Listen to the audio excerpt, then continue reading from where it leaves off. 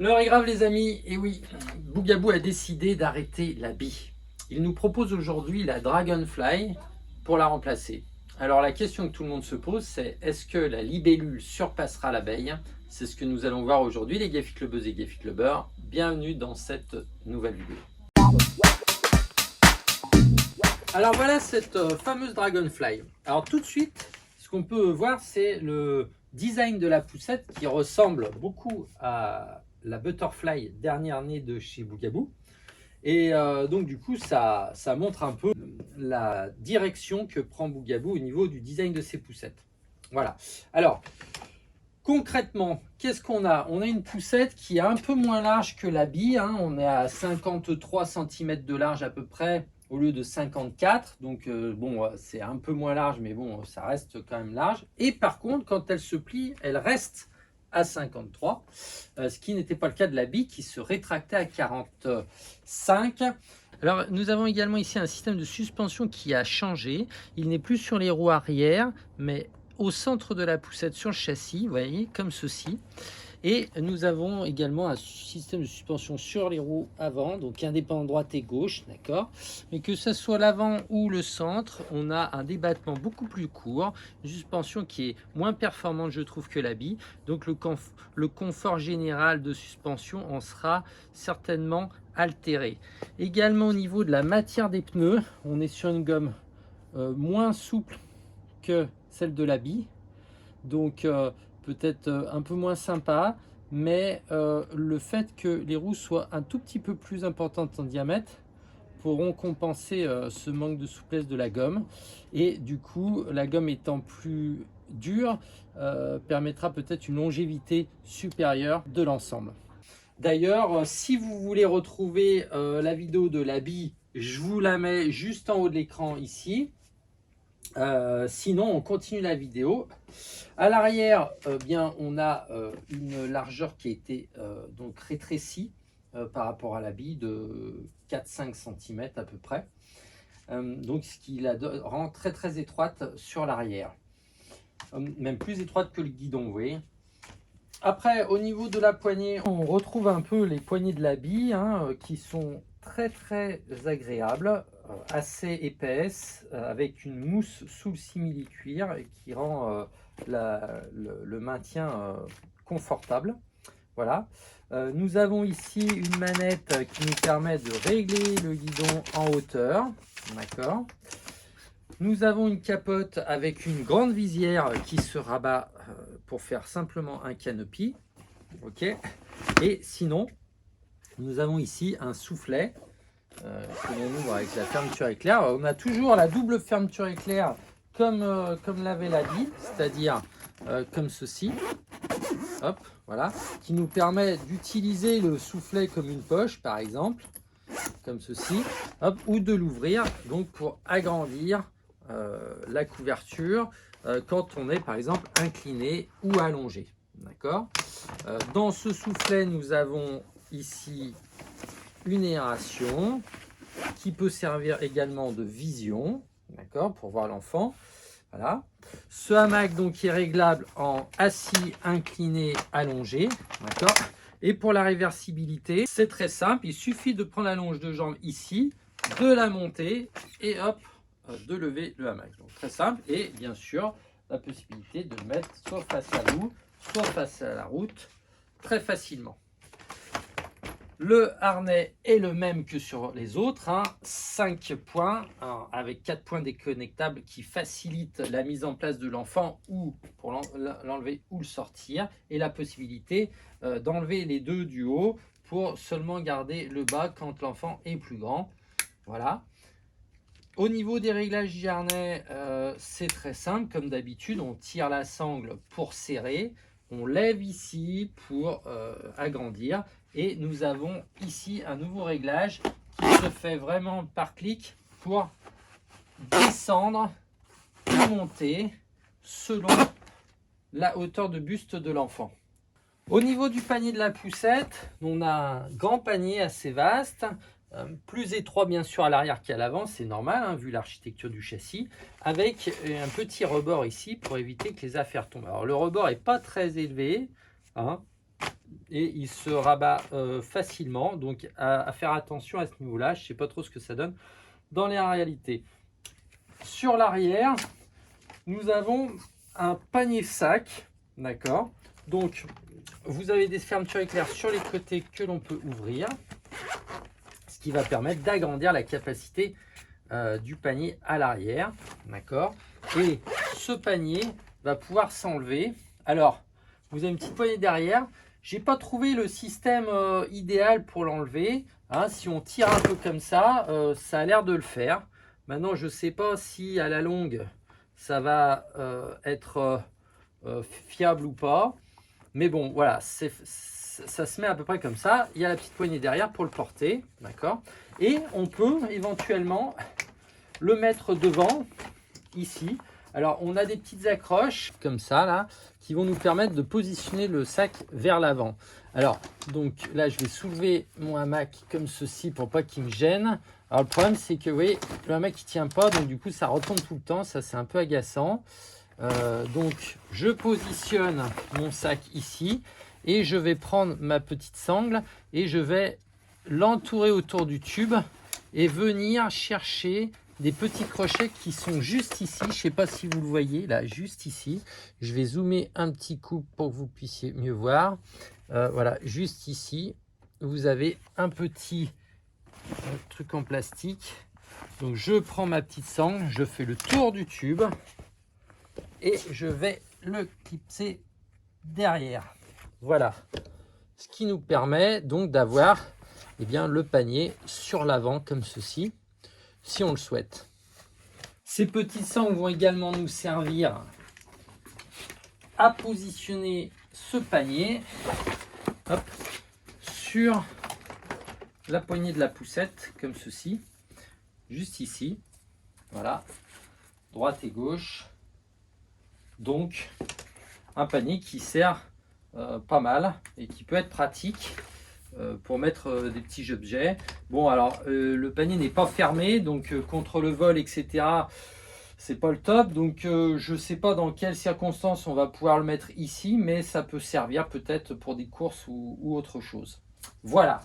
Donc bon, finalement, sa vraie place pour moi se trouve à l'arrière de la poussette. Donc pour le remettre, c'est simple, il y a une sorte de béquet juste ici, d'accord, que l'on va mettre juste ici à niveau de cette petite gorge ici, comme ça, tac. Et une fois qu'on a fait ça, eh bien on le pousse et il va se mettre pratiquement automatiquement dans son emplacement, donc très simple. En ce qui concerne le pliage, eh bien écoutez, il faut un peu s'y habituer. Vous avez ici une poignée, donc je vous disais, réglable en hauteur, d'accord, et avec un système de slide ici, vous voyez, qui laisse apparaître des voyants rouges. Alors, c'est pas des voyants qui s'allument, hein, c'est simplement le plastique qu'on voit apparaître, mais je trouve ça sympa, ça change des autres systèmes de pliage. Le but est le même, hein, on slide et on appuie et ça déconnecte le système de sécurité qui bloque le pliage, d'accord. Donc une fois qu'on a fait ça, on peut du coup, vous voyez, entamer le pliage comme ceci, d'accord. Donc l'idée c'est de venir juste comme ça, poser la poussette à la verticale, d'accord. Alors vous avez ici, regardez bien juste devant, quand je fais ça, hop, et que je lève, j'ai ma béquille ici qui sort automatiquement comme ceci, vous voyez. Donc je slide, j'actionne ma poignée, je lève, ma béquille sort et je suis en appui dessus. Une fois que je suis en appui dessus, je donne un tout petit coup comme ceci et le hamac se plie automatiquement. Et après, je n'ai plus qu'à rabaisser le guidon au maximum. D'accord ? Alors, bien sûr, par rapport à l'habit, là, on est vraiment beaucoup plus haut, beaucoup plus grand et impossible de réduire le gabarit comme on pouvait le faire sur l'habit. Je vous renvoie aussi aux vidéos que vous pourrez trouver sur ma chaîne sur l'habit. Malgré tout, son poids est en deçà de l'habit. On est à 10 kg 100, 10 kg 50 contre 11 kg 4 de mémoire pour l'habit. Donc, la poussette s'est allégée. D'accord ? Voilà. Si on appuie un peu, ça bloque et du coup, elle ne se rouvre pas. Alors, bien sûr, on peut la rouler, ce qui est très pratique. Par contre, vous voyez, j'aurais aimé peut-être pouvoir agrandir le guidon pour pouvoir rouler derrière. Parce que là, vous voyez, je bute un peu, d'accord? Et je ne peux pas le faire. Si je veux faire ça, d'accord, j'ouvre directement le système de réouverture de la poussette. Et donc, je peux difficilement la tirer, ou alors à moins d'être très loin. Et vous voyez, en fait, j'ai pas le... Vous voyez, ça se bloque pas. Donc, voilà, ça, c'est un petit oubli. C'est dommage, mais peut-être qu'ils le rectifieront plus tard. En attendant, eh bien, il faudra faire avec. Voilà, bon. Je vais réouvrir donc ma poussette. Pour ce faire, je slide mon bouton, j'appuie avec les autres doigts de la main, je lève au maximum, je recule comme ceci et je rouvre ma poussette très simplement. D'accord? Il suffira après que je reprenne mon hamac et que je le remette en position sans problème. Si je veux avoir mon enfant face à moi, eh bien, comme tout à l'heure, je prends mon hamac et peu importe qu'il soit incliné, allongé, je vais pouvoir le replier sans problème, toujours en actionnant donc ma poignée. Donc là, je règle la hauteur. D'ailleurs, soit dit en passant, vous voyez, quand vous avez la poignée au plus haut, on se retrouve vraiment très très loin de la poussette, et dans les ascenseurs ou dans les endroits un peu exigus, on peut se poser la question de savoir si on va rentrer, ou du moins peut-être aussi s'il va nous entendre. Voilà, non, je blague quand même, mais voilà, c'était pour accentuer le trait. Quoi qu'il en soit, je mets en butée, je slide mon petit bouton, je redresse ma poussette en position verticale, le hamac se baisse et je baisse ma poignée. Voilà, je mets un petit coup comme ça si la poussette ne s'est pas reclippée automatiquement et le tour est joué. Voilà. Maintenant que je vous ai montré tout ça, on va s'attaquer à la nacelle. Alors, je vais remettre mon hamac en position assise d'abord et je vais avant toute chose enlever la capote du hamac car la nacelle possède la même capote que le hamac.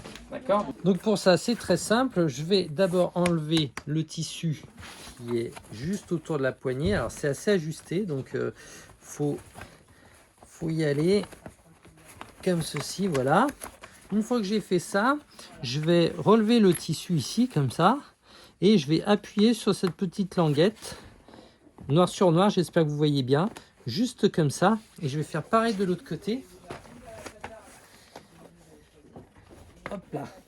Une fois que j'ai fait les deux côtés, vous voyez, je vais pouvoir baisser la capote, et elle va sortir toute seule de son emplacement. Vous voyez, en fait, c'est très simple, hein. On positionne, clac, et on remet, et on vient reclipper juste ici, clac, pour que ça tienne, d'accord? Donc j'appuie, je bascule vers l'avant, et ça sort tout seul de l'emplacement. Maintenant, je vais enlever le hamac et mettre la nacelle à la place, bien sûr, toujours face à moi. Alors même si on peut mettre la nacelle dans l'autre sens, ça n'a aucun intérêt, hein, c'est toujours face à nous. Je vais reprendre ma même capote que je vais remettre sur les mêmes emplacements que le hamac. Donc là, en position verticale, et je la baisse comme ceci. Et je viens clipper donc mes petites languettes de chaque côté. Ensuite, je passe mon tissu là et j'ai une petite languette à pression là, comme ça. Je passe ici pour éviter que la capote se relève. Nous avons également juste ici un tissu qui se relève sur la nacelle qui nous permet d'avoir une aération sur l'arrière de la nacelle pour ventiler au niveau du haut, tête, épaule de l'enfant. Hop, et voilà, c'est fait. Donc je peux toujours utiliser la visière, je peux toujours utiliser l'aération ici. Là pour le coup, ne pas utiliser le soufflet n'a pas vraiment grand intérêt, donc toujours ouvrir le soufflet au maxi. Et s'il y a un peu de vent et qu'on veut cacher, eh bien on a toujours la possibilité de remettre le tissu devant l'ouverture. Voilà. On peut bien sûr rentrer la visière à l'intérieur s'il n'y a pas trop de soleil, qu'on veut que la clarté rentre quand même dans la nacelle. Et voilà. Donc, du coup, nous allons passer au pliage de la poussette avec la nacelle. Et c'est là où ça devient intéressant, car contrairement à toutes les autres poussettes, ici, je vais faire comme avec le hamac, slider, me mettre en vertical, une petite poussée pour que la nacelle se ferme automatiquement et je vais rentrer ma poignée. Voilà, c'est le gros changement par rapport à toutes les autres marques qu'on peut connaître avec une nacelle. C'est vraiment cette possibilité de plier la poussette sans perdre en gabarit. Hein. Après, on peut toujours enlever la main courante si elle nous gêne, mais vous l'avez compris, au niveau praticité, on est sur quelque chose de vraiment top. La réouverture se fait toujours aussi facilement, comme ceci, d'accord. Et après, pour remettre la poussette en place, la nacelle en place, excusez-moi, j'ai une poignée ici. Je vais tirer comme ceci pour la remettre en position et pouvoir remettre ma capote comme il faut. Voilà. Et là, j'avoue, je ne suis pas souvent épaté, mais pour le coup, j'avoue que la Dragonfly fait de l'effet. Et d'ailleurs, si vous avez envie de venir essayer ce pliage avant-gardiste, eh bien, n'hésitez pas à aller chez votre vendeur de votre quartier. Si vous êtes sur Lyon, bien sûr, on vous accueille avec plaisir à Lyon-Garibaldi, magasin BB9, vous nous connaissez. J'espère en tout cas que cette vidéo vous a plu. Si j'ai omis des détails ou si vous avez des questions, ça se passe dans les commentaires. Je réponds encore à tout le monde quand je le peux. Donc n'hésitez pas. Je vous dis à bientôt les Gafi Clubbers et Gafi Clubbers. Bye bye.